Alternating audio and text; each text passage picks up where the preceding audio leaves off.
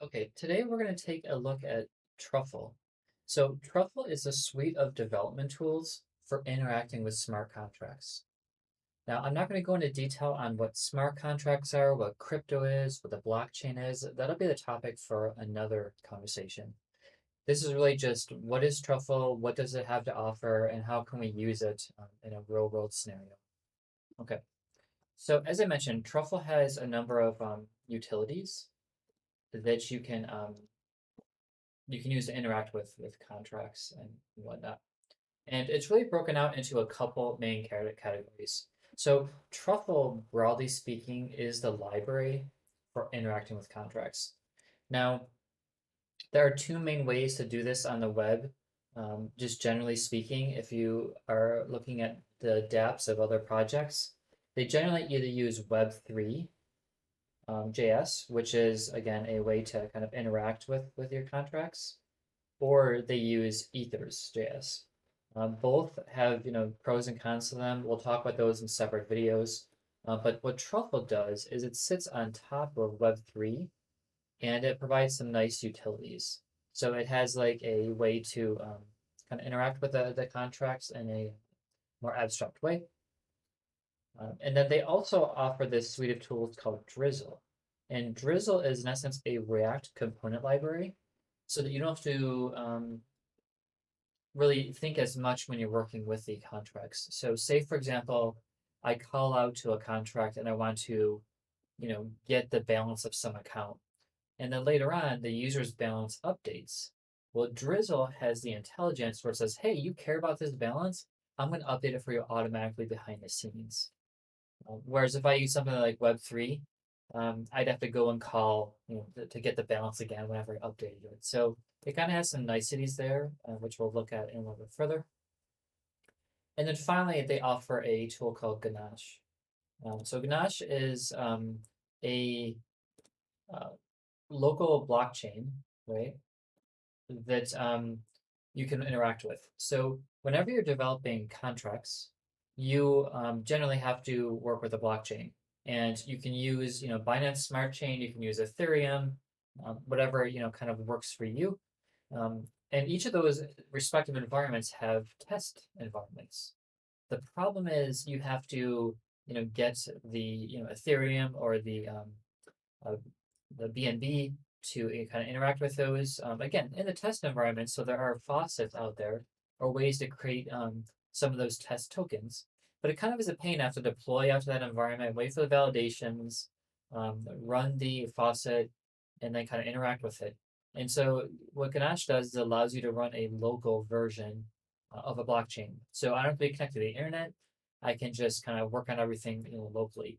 And as you can see here, it has a number of accounts. So it created for me all of these, wallets, so to speak, and it has a default of 100 ETH in each of them. I've used some of these other ones, um, but that kind of allows you to work with different wallets and switch them. And now, if you want to add them to your MetaMask, all you have to do is just show your private keys. Again, these are test ones, so these can't be used on the public blockchains you're familiar with in this case. But yeah, these are just for development purposes. So I can literally take this key, right? And if I go to my MetaMask, I switch to Ganache, then I can go and I can import an account, and I can just paste that private key in there, and then I'll have that account to work with. While we're over here in MetaMask, these networks you can kind of modify them. So if you click Add Network, it'll bring you to a page here where you can see my existing networks. Ganache is here, and you can see that it has its own URL. This is using the localhost address, and it's using the port 7545. And if you pop over to Ganache, you can see this RPC server that is over here. So that's how you get that info. The chain ID is this network ID of 5777. And then I think their symbol by default is DGCC. There is no block explorer URL, so you can kind of ignore that for now. And there's some really cool things in here. So you can actually go over to transactions, um, and you can see a list of the transactions that they're running. You can go to contracts, and you can see what contracts are out there that I've deployed. So you can see I have a migration contract here, and there's 3 transactions. Um, and you can get even logs and events. So we'll talk about eventing as it relates to the smart contracts. Um, but for some of these more advanced features like events and logs, you do have to go to the settings here and tell it where your truffle config is to actually pull that information. Anyway, so this should be running whenever you're running your project locally and you want to test. We'll talk about how configuring it and all that works once we get into the actual development. But that is Ganache, and that is one of the many tools that they have to offer here. So next up, we'll take a look at Drizzle itself um, in a moment. Okay. So before we, kind of jump further into Drizzle, I just want to touch base on, Truffle offers these concepts of boxes. And what boxes are a kind of out of the box default setup for you to just get up and running with your dApp, with your decentralized app project. So they have a lot of samples out here. So if you're a React developer, you can pop open this React one. If you prefer, say, Vue, they have some down here for Vue or Polygon. Whatever your language of choice, you can use from there. For this tutorial, I'm going to use Drizzlebox, which I think is just a React app. Okay, so without further ado, let's pop over to a Visual Studio environment. So I'm using VS Code. You can use whatever environment works best for you or that you prefer. But generally, just create a default empty directory. There are some setup things you have to do. So I've already done these on my machine, but you have to install Truffle. Right. So I'm assuming, by the way, that you have a development environment. You know what npm is. You have some of that background. If you don't, I'm happy to create tutorials on those later, but that's out of scope for now. But what this is doing is just installing globally the Truffle library, which I already have. And just to double check that you have that all up and running, you can just run the Truffle command, and you should get some help context if it's working, and it is. You can see the help command. So I know it's properly installed on my machine. Um, and so the next step is you want to unbox that box, that truffle box. So I'm just using the drizzle one. So I'm just going to run this command, truffle unbox drizzle. And what it's going to do in essence is it's going to download the box. It's going to unpack it and throw it in my directory here. So that's kind of what it's doing. You see on the left, it's setting up my app. So again, this is the way that this really fast track your overall development kind of experience. And feel free to explore some of the other boxes that they have. They have a lot of mature ones. They have ones that are kind of not supported anymore, especially as you get into some project specific ones.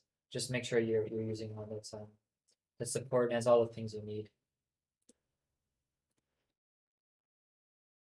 I think this is just about done.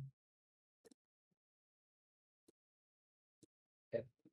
So while we're waiting for that to formally complete, there are a couple of things you should be aware of. First is the truffle config, right? So this was again in the Ganache settings. You can point to the truffle config there if you like.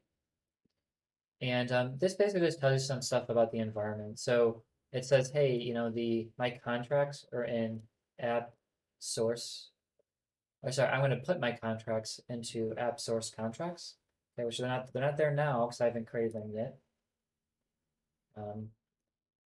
The network, it's using 127.0.0.1, and then it's using port 8545.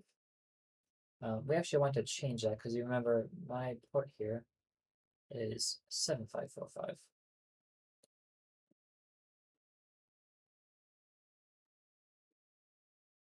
So that's just my network. I'm just using develop for this case. And then as we run commands, we'll kind of have this truffle migrate option.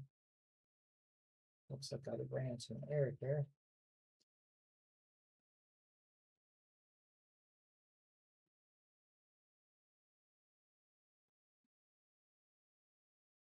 Okay, I'm going to fix that error, and then I will continue on from there.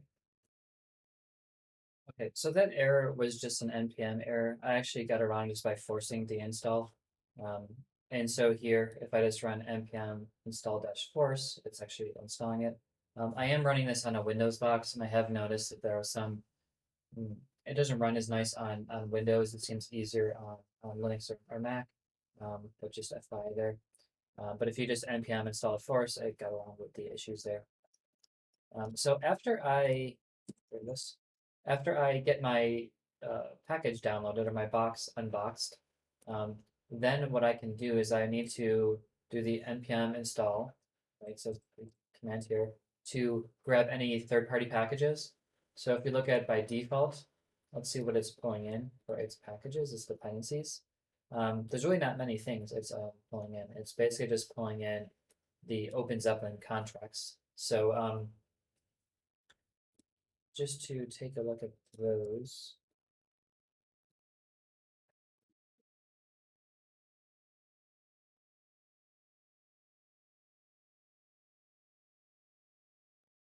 So OpenZeppelin is a open source framework or library, I guess, for lack of a better term, that has a number of contracts to get you kind of bootstrapped.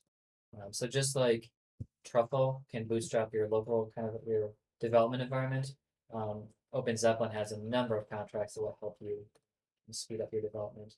So you can see here, you can go to their site on OpenZeppelin, go to GitHub, and then find out, say, I want to, I want a finance token and I want a vesting wallet. They have some samples here for you just to get started.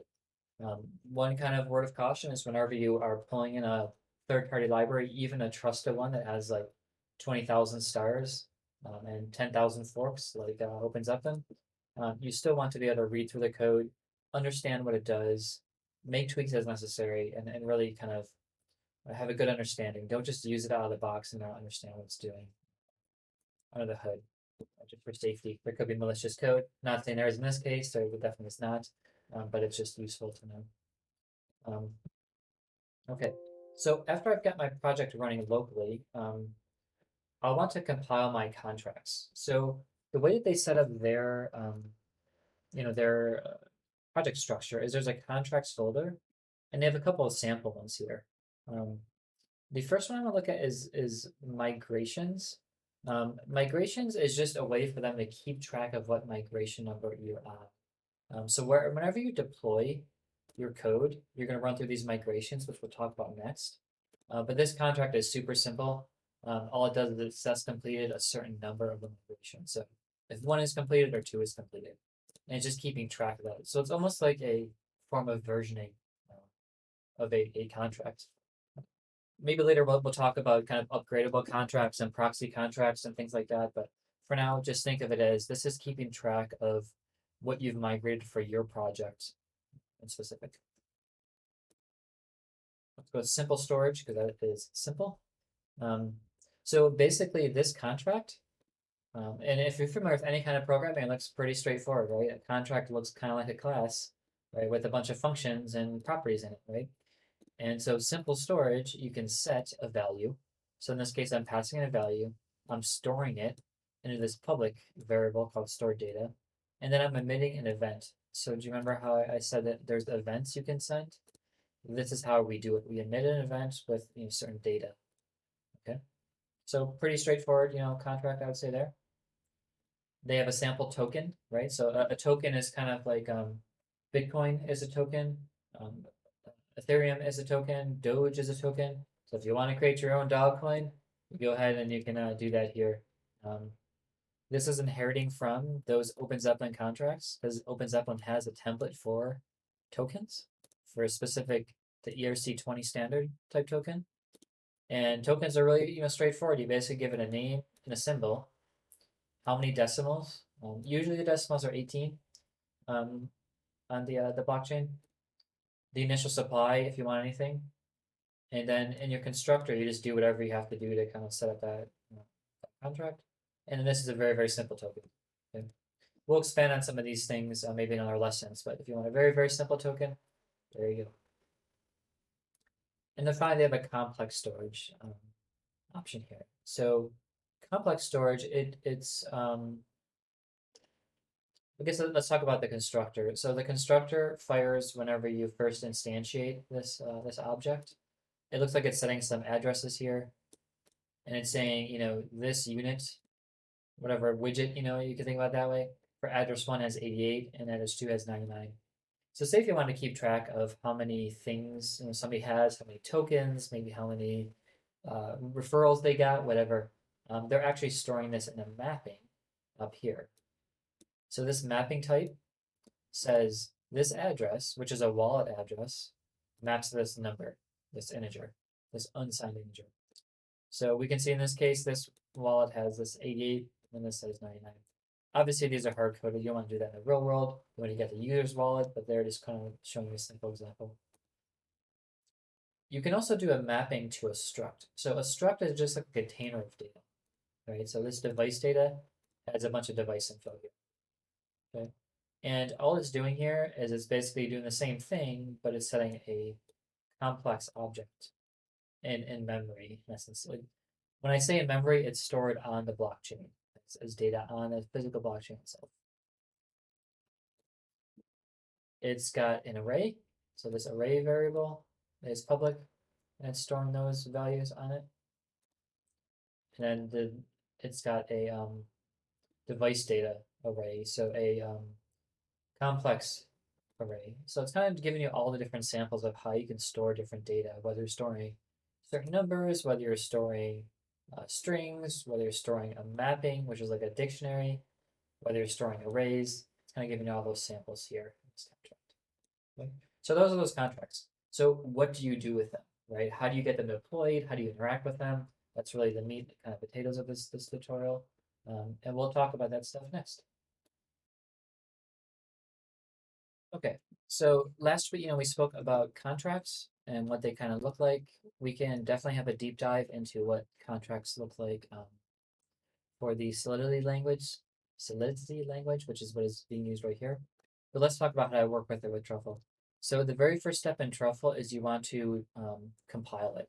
Right? So here, you just run Truffle, which is the npm package that we installed, and then just Truffle compile. What that's going to do is going to take these contracts, it's going to extract a metadata of sorts, and it's going to put it in that output directory that we defined over here. So app source contracts, and this is the metadata that I was mentioning that it generates. If you take a look at it, it's got all the information that Truffle needs to interact with a contract. So what is the name? What is the ABI? So the ABI is kind of like the definition, right? The almost like the interface of how you interact with the contract. So you can see, for example, let's go for a simple let's go for simple storage. And now we want to look at, let's see, right here, right? So like this is showing a list of all the things you can do with this contract. And it's saying, oh, you have a set method. So if you remember the simple storage, let's pull that up. Set, and it takes a unsigned integer of 256 length. So here are the inputs it takes. The uint, its name is x and its type is that. Right? You could have internal and external types, so we'll skip that for now, but that's just mapping. Output, does it output anything? No, doesn't look like it. No return variable. Payable is false, so you're not paying to interact with that specific thing. And then what type it is the function. Right? So just like the stored data is a function too, which is here. So the properties, they kind of treat it as a function. It kind of creates that automatically. And then it has the event. It knows about the storage set as a type of event. So again, it's all the info that it needs. It takes a bunch of metadata about it, like what it was compiled with, what language it uses, the ABI, and stuffs them in this kind of JSON format. Gets the bytecode, and whenever bytecode is deployed, kind of source mapping data, the source path, some symbol information here. Again, stuff that you probably won't have to really worry about yourself, but it's always kind of good to know what it what it has, some legacy kind of similar information. Again, the compiler that it used, what networks. And so this is important because if you deploy this contract to multiple networks, it's going to have one row for each of these. So if I had, for example, Binance Smart Chain prod or public, Binance Smart Chain test, and then Ganache, it will have like 3 in here, and it'll have an address for each of them, and then the transaction which it used to deploy the contract. So that's how you can handle kind of environments. But we want to talk about environments for this specific talk, and some other kind of metadata when it was updated schema, etc. So that's how it has the compile. And then next up, you want to deploy. So your Truffle migrate. That's how you deploy it. It's going to deploy in this case to my default network, which is dev. If I had prod and all of those kind of defined in my config, it would allow me to do like a dash dash network and then block whatever the network is. But since I don't have one, so it's just going to deploy the default. So if I do this, Truffle migrate, once that's done, you will see that there'll be a contract here. We'll wait for it to update, but there'll be a contract here for some of my new ones here.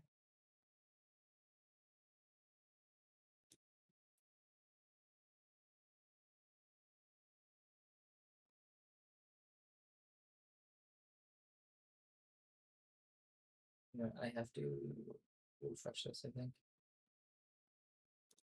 Let me point it to my project 2 here.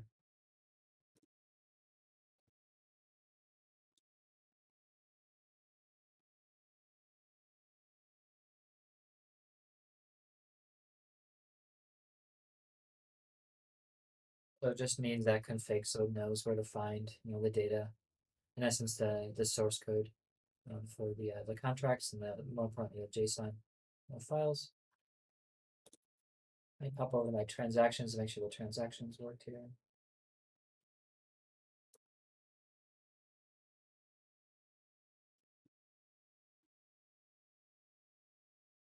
And Ganache is kind of hanging on me a bit right here. Okay, doesn't see the transaction. So let me show you on Truffle. There's some documentation that shows you how to kind of run the commands.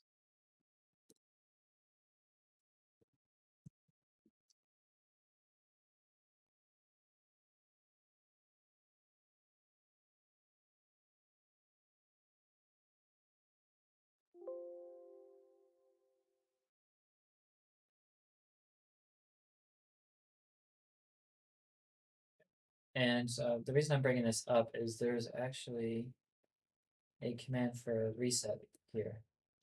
Okay, so the one kind of issue with Truffle here is that if it already migrated, again based on this migration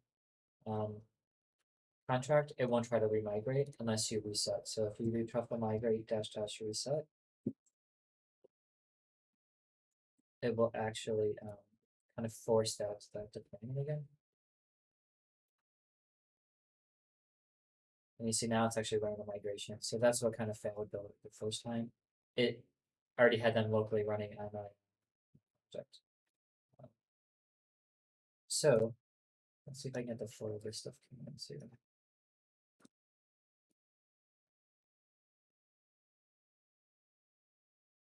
All right, so if you look at Truffle migrate, there's a whole bunch of options. So not only can you reset, but you can do a from and a to. So if you just want to rerun, for example, the number 2 step, you can do that, right?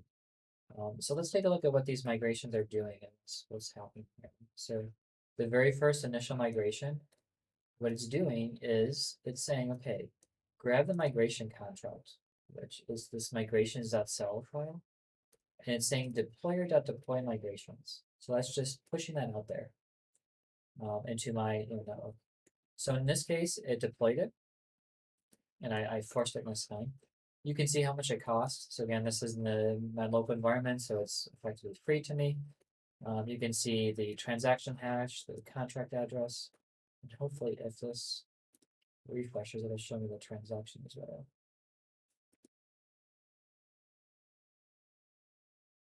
It's not going to incorporate there. That's the one thing I don't like about the GUI run for Truffle. Sometimes it can be not refreshed or whatnot. Let's see if this shows the. Maybe move this one here.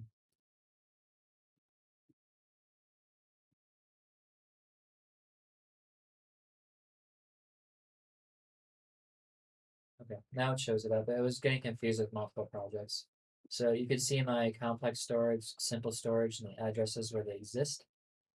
If we're on a public blockchain, like that's where you go on like the blockchain in the block explorer, so to speak. So it migrated that,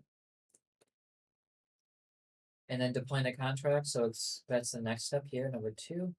And this is doing the same thing. It's just deploying simple tutorial token complex storage, the O2, or the 3 side, and doing the same type thing. Right? If I for some reason want to redeploy these things and I hit reset, it's going to give me a brand new address. Right? So again, this is where we'll talk later about kind of proxy contracts and whatnot. But you only want to get a new address if you really want to wipe out your contract. You don't want to wipe out a contract that's being used in production, right? Because if you try to redeploy a contract and it'll just add a new one. Because again, the blockchain is append only, right? And there's ways to get around that, but just kind of be aware of that. If you expect that, hey, I have data stored in this contract, and you redeploy it, that's going to be a whole separate version of that contract, unless you use a proxy, which we'll talk about later. But that's out of the scope for this lesson. Okay, so that's how you deploy. So I have my contracts up and running out here, and now next up, I want to interact with it on my dApp. Okay, now that we know how to set up a package or unbox a box from Truffle, we know how to read the contracts, we know how to compile and deploy them. Let's start looking at making a dApp. And they've got a sample dApp here under the app folder. So for this, we are going to go to that app folder. And then again, first I'm going to install the packages. And while that's running, we'll take a look at what packages it's using. So it's using a couple more. So it's using the Drizzle suite. Again, so Drizzle is Truffle's reactive library. And then it's also using React, right? So not a lot going on in there, but those are the two kind of major components that it's using. Okay, while that's running, we can take a look at all that's in here. So node modules are just all these npm packages. Public are just the kind of base page, so to speak. Robots text for SEO, and then favorite icon. It's got the contracts that we created, those JSON files. And this is a really, really simple structure. So we've got the main app, which basically when the app first runs, right, we instantiate a drizzle object that we want to use later on. So it pulls the drizzle options from this file here. And this basically says, how are we going to pull, data from our, Web3 project or whatnot. And I think I have to change that. Second.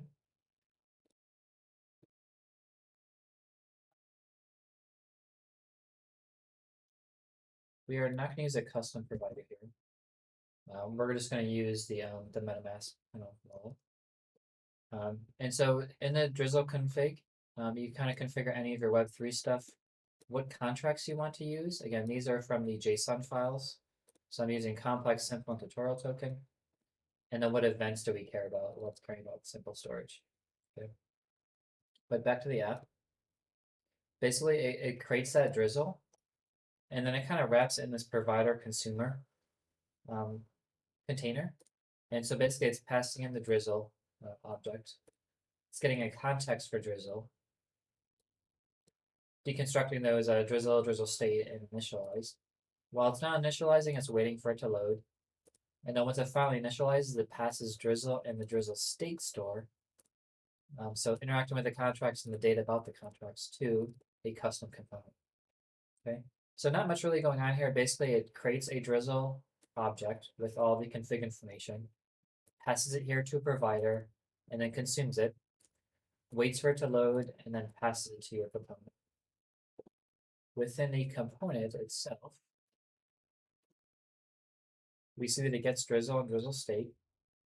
Okay, and then has some basic stuff like Drizzle examples, and then we'll talk about this other stuff next. But basically, it's interacting with Drizzle, both from a read and write perspective, and really, that's it. The other files in here, it's using service worker for a PWA, progressive web app. In Next.js, just kind of registering the service worker and doing some basic kind of React stuff, so we can ignore that. Kind of global styles, app-specific styles, things like that. All right, so it finished installing the packages. So after you're done with that, if we look in the package JSON file, you can see there are a couple of options, right? So you can build the package. So I can build.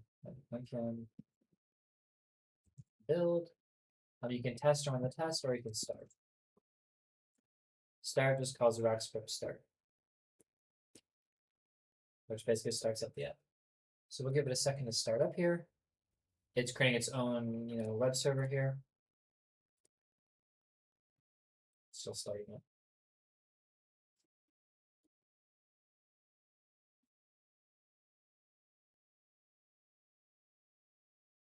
Make sure Truffle's still running. So 545 is. Okay, that's running. And then going back to my app, you can see that it's running. Linting error. I'll ignore that for now. But it's up and running based on trying to see if it outputted the URL, the default. Might have to have verbose mode on for that, but basically it ran it for on port 3000. So what is this doing now? Let's take a look now at the custom component here. First up, account data, right? So this account data is a Drizzle reactive component. So if we go back to Drizzle for a moment,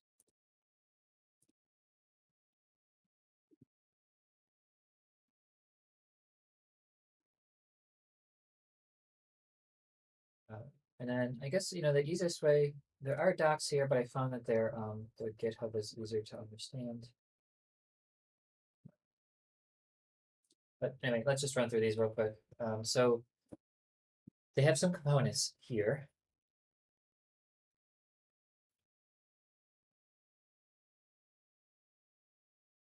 Yeah, maybe let's just go to the reference here.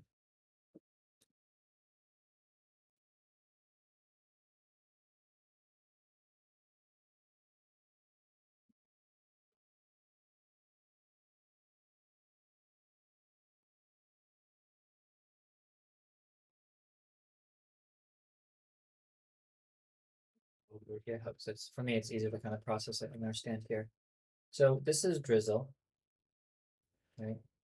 And they have a whole getting started guide and whatnot here. But if you look in the scripts, sorry, not scripts, the packages, React components, source, you can see what their kind of options are here and what they have to offer. So account data, basically you just return information about the account. Contract data, same stuff about the contract. So account data is good if you want to do what's like on the top here. My address and how much ETH I have in it, right? So if you look at my MetaMask here, I'm actually not connected at the moment. Let me connect to this one. I'm going to refresh this a second. Okay. So my active account is C31, and that's what's up here. But I'm going to actually switch to one of the provided ones here in MetaMask. So this one has 6610 ETH. So I'm going to just grab these private keys. Go up here to MetaMask and I'll add that new account.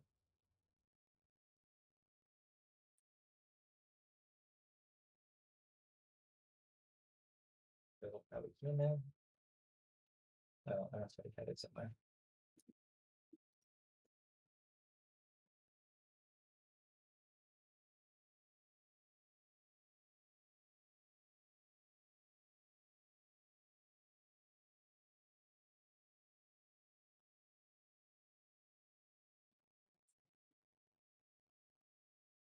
Find out what the address is here. It's E2. Let's get that one here. Yeah. Okay. So this says 66.1, which was the same thing here. And if we refresh this, we're at 66.1. Okay. So that's what the account data has the ability to do. So I'm just passing in drizzle, the state, what index. So it's my first selected account, the units, and then the precision. And it does all the magic for me. If I want to show, user's balance or something, I can just do that magically and it'll just work. If you want to see what it does, basically when it renders this, first it's initializing if there is no account, grabs the address from, again, the accounts,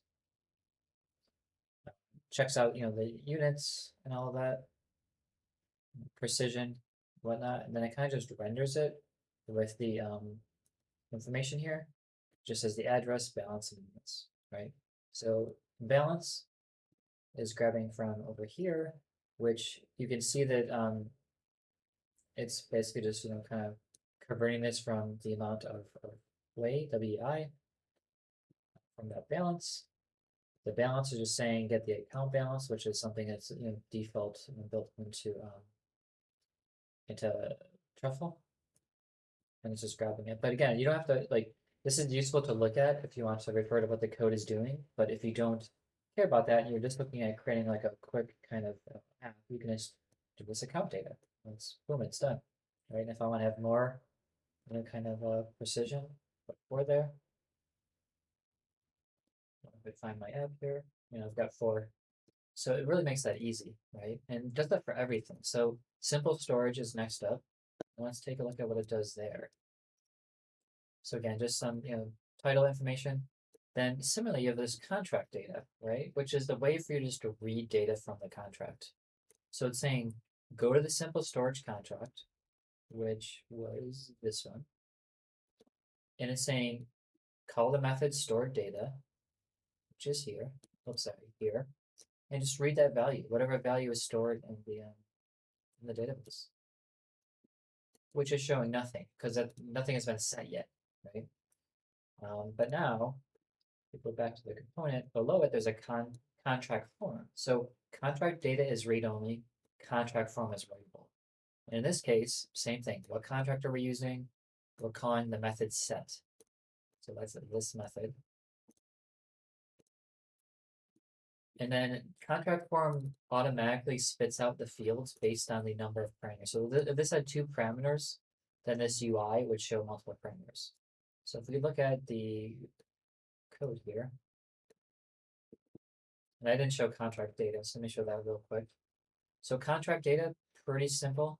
It's grabbing the contracts, so drizzle.contracts, and it's saying contracts and then the name of the contract. Okay, so contracts is an array of them, with the key being the name. And again, the key here is this simple storage, is what I'm passing in for the name. And then it's just basically calling that method to get the data key. So basically, whenever you call that method and do a cache call from Truffle, then it will store the data in the store and return you a key. And then when you want to use that data, then you basically they're storing this in state, the data key. Then when they render, they're just grabbing the data key. And let me go backwards. So display data over here is what they're showing up in the UI. Sorry, in the render method. And so if you go back up, basically display data is trying to get the information from the contract, right? Which I passed in, and then the method, which is over here, store data, and then the key, which is the thing that got returned up here, and just grabbing the value from that. So because it's storing it in the store, and because it's reactive in the sense that it's always updating, if I change this, so I'm going to put 1 in the store, hit submit, pouring out MetaMask for me automatically, calling that submit, which we'll look at in a minute, confirm that, and see how that refreshed automatically for you? That's the value of what uh, Drizzle does for you. It's having these reactive kind of components to update. You know, I don't know if my Ether dropped down at all for doing that contract. I didn't see, but it should update that as well if it materially changed. So I want to change this to 200, submit.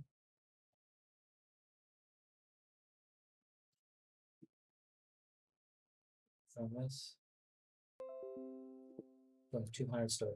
Now this is stored on the blockchain right now, right? So if I had a proper blockchain explorer, I can actually look at that information a little bit easier. But if I refresh this, it still shows 200, right? Um, the 200 is there because it's stored in that contract. So these variables, they're not like they're not temporary variables. They're actually like stored data. So that's why when you retrieve it, it still remembers its state from last time. So that's a simple storage. Let's look at how it updates data. So in here, it's not that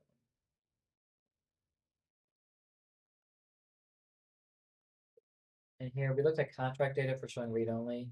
Contract form is very similar, except what it does is, let's go back from the render backwards. Basically, it outputs a form, and it says for each input, which just to kind of give you an idea, the inputs are based off of the contract here. So we're on simple storage.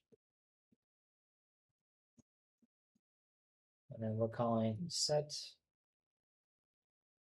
here. So it's looping through these inputs, this array of inputs. And it's saying for each input, then return a text box effectively. I mean, you can have different types. It translates the type based on what is in their string or int or whatever. But it just basically outputs those to the screen. And then it also puts a submit button. And so it calls handle submit. Handle submit, which is up here, basically just calls the contract. So this that contract, you can pass in the name, that method, that cache sent. So the contract data was calling cache get. This is calling cache send from the converted inputs, which are basically like these in here. So again, it's just a really, really quick way to create that form. All right, next up is the tutorial token, TT. So it's kind of reading some information there. Let me show you what it's doing now in code.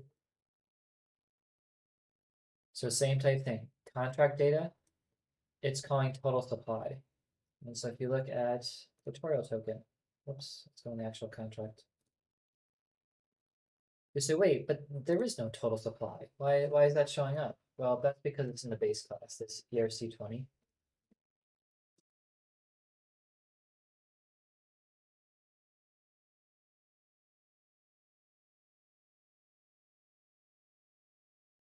Variable, but the code. So it's exposing these methods that are in that base class. So if there's something that you're not aware of and you're implementing, let's say ERC20 or whatever, just understand there might be some stuff going on under the scenes or behind the scenes. So it's showing total supply. It's showing the symbol, which again was over here, TT. If we look at total supply and the symbol, TT, right there. The user's balance, which again is contract data, calling a balance of on the account that's selected. So if I change my account,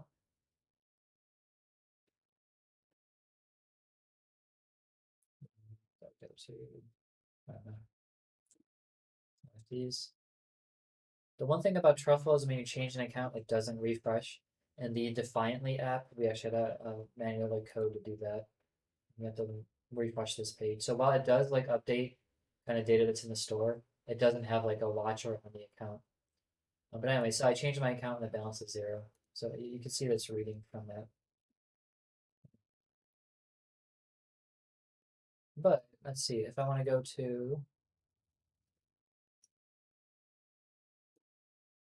his dev account, refresh this again. And then say I want to send tokens. Say I want to send them to, I don't know, this account over here. The address in, I want to send 100. Let's do 1,000. Go down to 1,100. Submit that. It's going to pass that data to the wallet. Send in my tokens. One thing you notice maybe on that screen, it showed 10, not 1,000. The reason being is this token, I think, has 2 decimals. Yes. So all of the contracts on here are using integer math, right? So if it has, basically 1,000 actually has an implicit decimal at 2 decimal places there. If your decimal had 18, it would kind of do that. Or if this had 3, it would be $1.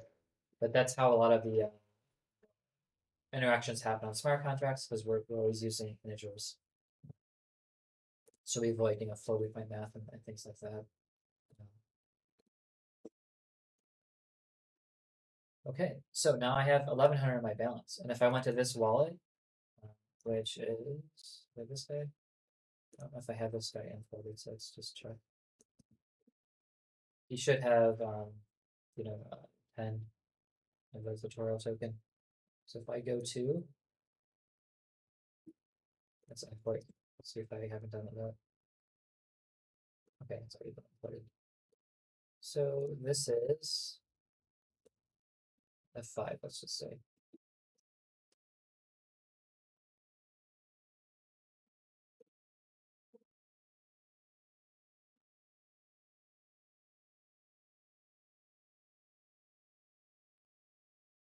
Sometime it is. Let's copy this whole thing.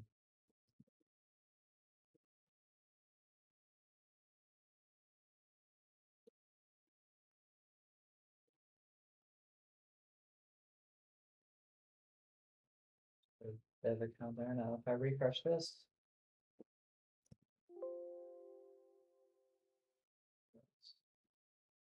yeah, so it's got that.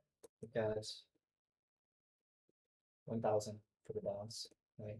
And if I wanted to see that tutorial token, by the way, I don't know if I still have the history here. No, I'm actually going to the contract here. So tutorial token is this address.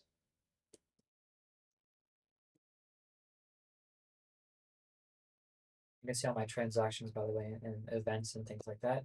But if I want to import that into my MetaMask here, just to verify I have those tokens and don't just trust the app, I just copied that address. I would assets, import token, TT, automatically found my symbol. And I can see I have 10 there. And that will show up here. So there, it transferred, perfectly fine with the tutorial token. Nothing new, by the way, in that set of code, right? It's just contract data and contract form. So reading and writing data. You won't be surprised in the next section for complex storage really does the same thing. This is just reading all the values. So I'm not necessarily going to go over that. That's pretty straightforward. It's doing the same type thing. Let's read note that information from the contract. And with that, I think that concludes this tutorial. So I'll provide a summary in a moment. Okay, so if you want to play around with this tutorial or kind of get more hands-on experience with Truffle, you can go to our GitHub page, which is Defiant Labs app, and there is a tutorials repository. This is where all of our YouTube content will be, so there's a Drizzle intro. So you can just clone this repository, run the commands just like in the video, and you'll find out more information about it. All right, quick recap. What did we go over today? Well, Truffle is a suite of tools to interact with smart contracts. It uses web3.js, which is one of two popular libraries out there for interacting with smart contracts. They offer a number of tools, such as Ganache, which is a one-click blockchain for local development. They offer a tool called Drizzle, which is a reactive library for React. They offer some integrations with VS Code, and it provides a quick and easy way to develop an application. They also provide some boxes, which are basically templates or quick start apps, just like this one we went over called React app, which has a bunch of Drizzle examples. Drizzle has some reactive components that update data real time whenever you enter or change values, and it gets you really lowers the bar to get into blockchain development. So again, if you want to hear more, you can put requests always on our Discord server or in the comments. But otherwise, that's where we'll leave this tutorial, and look forward to the next one.